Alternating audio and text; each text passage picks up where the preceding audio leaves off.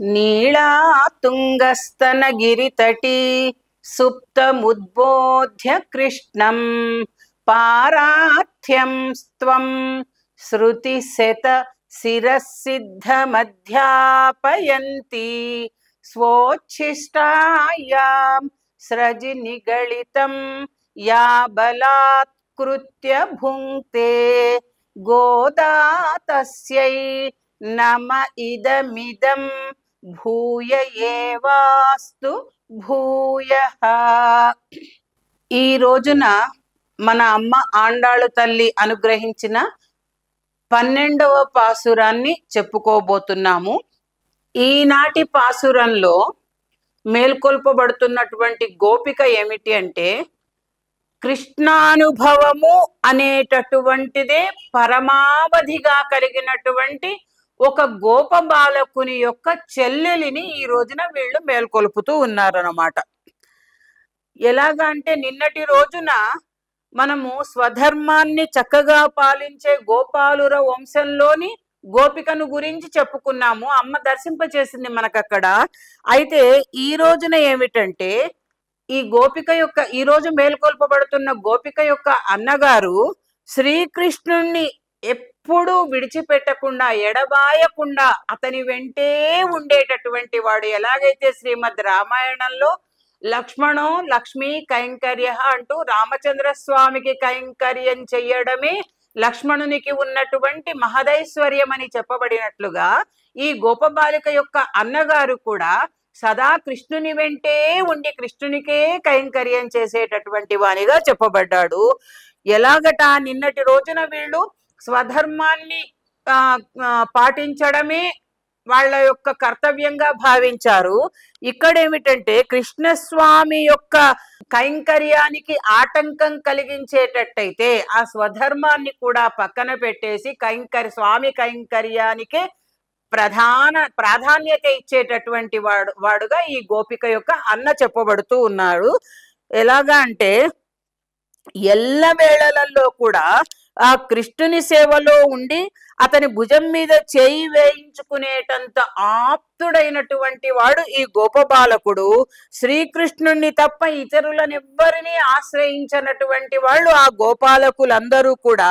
వాళ్ళేమిటంటే, కృష్ణుని సేవకు అడ్డురానంత వరకే స్వధర్మాలు స్వకర్మలు అనేటటువంటివి ఆచరిస్తారు. అంతే తప్ప ఇతరమైనటువంటి ప్రయోజనాల కోసం వాళ్ళు వాటిని చేయరు అనేది ఇక్కడ స్పష్టం చేస్తూ ఉన్నారన్నమాట. అటువంటి గోపబాలకుని యొక్క చెల్లెలిని ఈ రోజున వీళ్ళు మేల్కొల్పుతూ ఉన్నారు. ఎలాగా అంటే, ముకుందమాలలో కృష్ణ మంత్ర ప్రాశస్త్యాన్ని మనకు అందించిన ఆళ్వారు ఒకరున్నారు. ఎవరు వారు? కౌస్తుభాంశ సంభూతులైనటువంటి కులశేఖర ఆళ్వార్ అనేటటువంటి ఆళ్వార్ అన్నమాట. జిహ్వే శ్రీకృష్ణ మంత్రం జప జప సతతం జన్మ సాఫల్య మంత్రం అంటూ ఆ కృష్ణ మంత్రం యొక్క వైభవాన్ని ముకుందమాలలో చెప్పినటువంటి ఆళ్వారు వారిని అంతర్గతంగా భావించుకుంటూ ఈనాటి గోపికను మేలుకొల్పడం అనేటటువంటిది చేస్తూ ఉన్నారు. పాసురాన్ని అనుసంధానం చేసుకుందాం.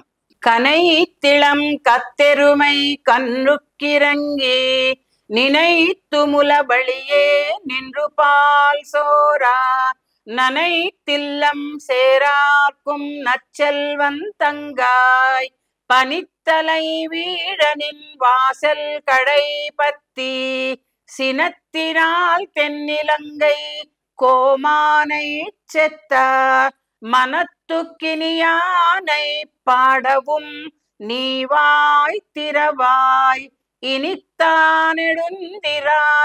ஈதென்ன பேருரக்கம் அனைத்தில்லத்தாரும் అరిందు ఏలోర్ ఎంపావాయ్.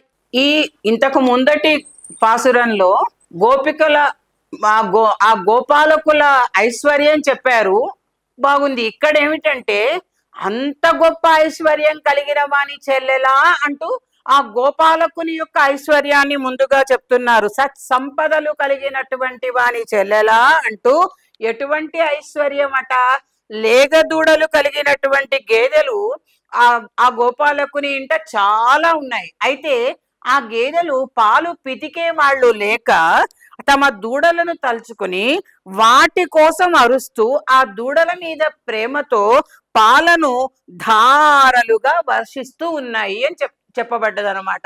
ఎలాగంటే ఆవులకు దూడలున్నాయి, మరి ఇక్కడేమో గేదెలకు దూడలు ఉండడం అనేది తెలుస్తుంది. ఆ కనైతిళం కత్తెరుమై అంటూ ఆ అక్కడ ఆవుల సంపద చెప్తే ఈ పాసురంలో గేదెలను చెప్పడము అనేది చెప్తున్నారు. ఈ పాడి అనేటటువంటిది సమృద్ధిగా ఉన్నటువంటి నందవ్రజం కదా.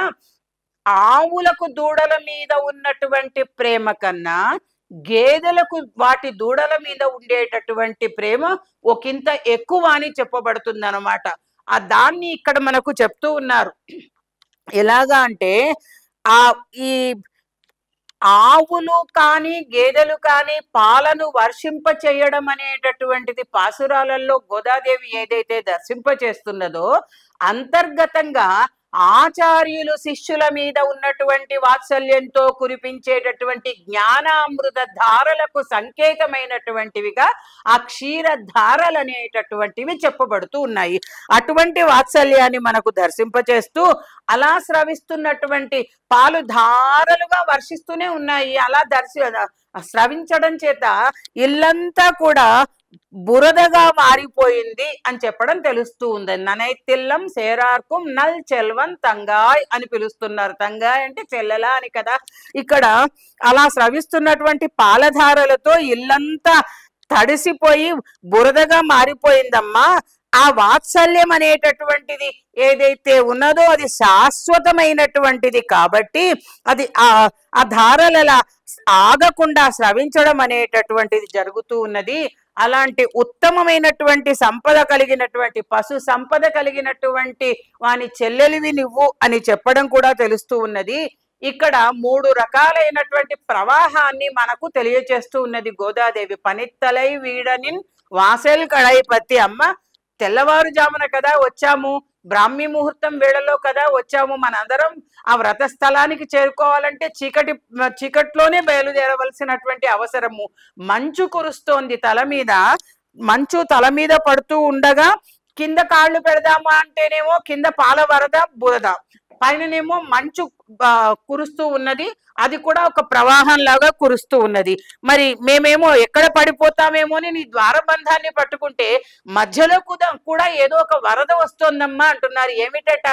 ఆ భగవానుని యొక్క కళ్యాణ గుణ ప్రవాహం అనేటటువంటిది మనస్సులో ఉండడం చేత మేము మున్నీటిలో కొట్టుకుపోకుండా ఉండడానికి, మున్నీరు అని సముద్రానికి పేరు. ఎలాగంటే సముద్రంలో కూడా 3 రకాలైనటువంటి ధారలు వచ్చి కలుస్తాయి. ఒకటి వర్షధారలు పడుతుంటాయి, నదీ ప్రవాహాలన్నీ ధారగా వచ్చి నా సముద్రంలో కలుస్తాయి, అడుగు నుంచి వచ్చేటటువంటి నీరు, ఇవన్నీ కూడా అందులో ఉండడం చేత సముద్రానికి మున్నీరు అని పేరు.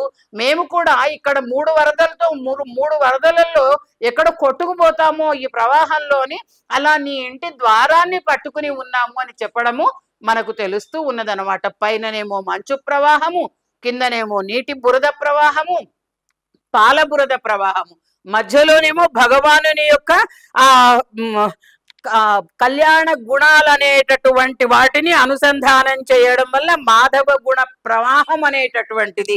ఇటువంటి వాటిలో ఈ కింద ఆ బురద ప్రవాహం అని చెప్పుకున్నాం కదా, పాల బురద అనేది ఏదైతే ఉన్నదో అది ఆచార్యులు చేసేటటువంటి, జ్ఞానులైన ఆచార్యుల ఉపదేశాలు అనేటటువంటి దాన్ని సంకేతించడంగా ఆ బురద అనే ప్రవాహం చెప్పబడితే, ఆళ్వారాచార్యుల శ్రీ సూక్తులు అనేటటువంటి ఆ జల్లు మంచు పడడం ఏదైతే ఉందో దాన్ని మంచు ప్రవాహంగా చెప్పడం అనేటటువంటిది. ఆ శ్రీ సూక్తి ధారలు ఈ మంచుగా చెప్పబడితే ఈ 3 ప్రవాహాలకు నిలబడలేక అమ్మా మేము మీ ఇంటి గడపను పట్టుకున్నామమ్మా, ఆ కమ్మీని ఇలా పట్టుకున్నాము ఆధారంగా అని చెప్పడము మనకు తెలుస్తూ ఉంది. అనుగ్రహించు తల్లి అని చెప్తూ మేమందరము ఎవరిని పాడుతున్నామో తెలుసా అంటూ కులశేఖర ఆళ్వార్లకు రామచంద్ర స్వామి పట్ల అపరిమితమైనటువంటి భక్తి. అందుకని ఏం చెప్తున్నారు వీళ్ళంటే, సినత్తినాల్ తెన్నిలంగై కోమానై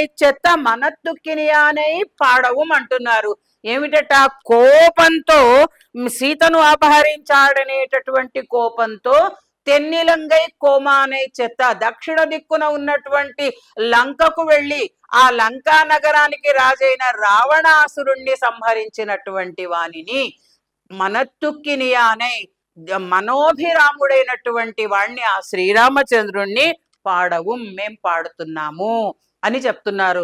రామచంద్ర స్వామికి మనకు ఆ 16 రకాలైనటువంటి గుణాలు కలిగిన వాడు ఎవరైనా ఉన్నారా? కోన్వస్విన్ సాంప్రతంలోకే అంటూ చెప్పి అక్కడ ఆ నారద మహర్షిని అడిగినప్పుడు ఆ జితక్రోధ అని అడగడం, జితక్రోధుడైన వాడు ఎవరన్నా ఉన్నాడా నారద అని అడిగినప్పుడు ఆ ఉన్నాడు అంటూ 16 గుణాలు కూడా ఆ రామచంద్ర స్వామిలో ఉన్నట్లు చెప్పడం మనకు తెలుస్తూ ఉంది. అయితే జితక్రోధుడైనటువంటి ఆ రామచంద్ర స్వామిని ఇక్కడ మనకు గోదాదేవి ఏం చెప్తోంది? కోపంతో వెళ్ళి ఆ సుందర లంకలో ఉన్నటువంటి, దక్షిణ లంకలో ఉన్నటువంటి రావణుని చంపినటువంటి రాముణ్ణి పాడుతున్నాము అనడం మనకు తెలుస్తూ ఉన్నదనమాట.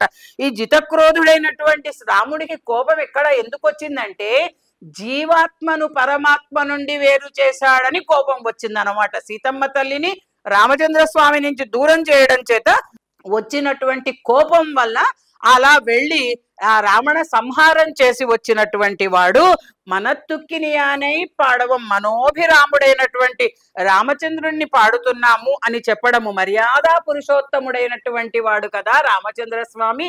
అటువంటి మర్యాదా పురుషోత్తముణ్ణి మనకు ఒకసారి దర్శింపజేస్తున్నాడు. ధర్మమే మూర్తి భవించినటువంటి, మూర్తిమంతమైనటువంటి ధర్మస్వరూపుడు కదా రాముడు. రామో విగ్రహవాన్ ధర్మ అని చెప్పబడినటువంటి వాడు. అటువంటి రామచంద్ర స్వామిని మనకు కావ్యాలన్నీ, శ్రీమద్ రామాయణం అయితే సరే సరి, ఆ మొత్తం రామ సందర్శనమే. మనకు భక్త రామదాస్ చెప్తారు ఎలాగంటే, పెంపున తల్లివై కలుష బృంద సమాగమముందకుండ రక్షింపను తండ్రివై, మెయి వసించు దశేంద్రియ రోగముల్ నివారింపను వెజ్జువై, కృప గురించి పరంబు తిరంబు కాగ సత్సంపదలీయ నీ వెగతి దాశరథీ కరుణాపయోనిధి అని కదా మనకు ఆ రామచంద్ర స్వామిని దర్శింపచేశారు. అటువంటి రామచంద్ర స్వామిని ఇక్కడ మనకు గోదాదేవి మనత్తుక్కినియానై పాడவும் అంటూ, ఇరితార్ ఎడుందిరాయ్ మేం పాడవు నీ వాయి తెరవ, ఇలా నీకు ఇష్టమైన వాడు కదమ్మా రామచంద్ర స్వామి, ఆ రాముణ్ణి పాడుతుంటే కూడా నీవు నోరు తెరవేమిటమ్మా అని అంటున్నారు. ఈ గాఢ నిద్ర అంతా కూడా నీకు తగనిది కదా తల్లి అని కూడా అంటున్నారు. ఇనితాన్ ఎడుందిరా, ఈదెన్న పేరు రక్కం, ఈ గాఢ నిద్ర ఏమిటమ్మా నీకు? నీ ధ్యాన స్థితిని వదిలి వచ్చి తల్లి నీవు మమ్మల్ని అనుగ్రహించాలి అంటూ ఈనాటి గోపికను పాసురంలో అమ్మ ఆండాళు తల్లి మేల్కొల్పుతూ ఉన్నది. ఆండాళ్ దివ్య తిరువడిగళే శరణం.